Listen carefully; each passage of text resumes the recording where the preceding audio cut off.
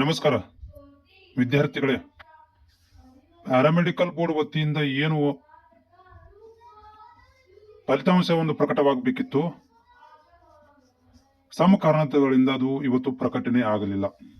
3ನೇ ವರ್ಷದ್ದು ಇವತ್ತು ಬರಬೇಕಿತ್ತು. ಹಂಗ ನೋಡಿದರೆ ಎಲ್ಲವೂ ಕೂಡ ಇದಾಗಿದೆ ಅಂತ ಹೇಳಿದ್ರು, ರೆಡಿ ಆಗಿದೆ ಅಂತ ಹೇಳಿ.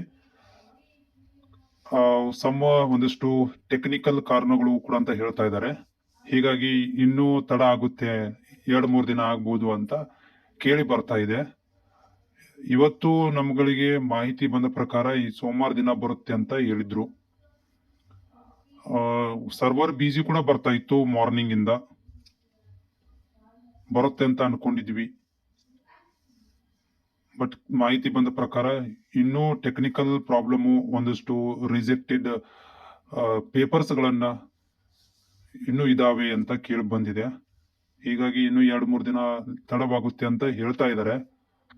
ಯಾವುದಕ್ಕೂ ಕೂಡ ರೆಡಿ ಆಗಿರಿ. ರಿಸಲ್ಟ್ ನಿಮ್ಗಳಿಗೆ ನಾಳೆಗೆ ಬರ್ಬೋದು ಅಥವಾ ನಾಡ್ದು ಬರ್ಬೋದು.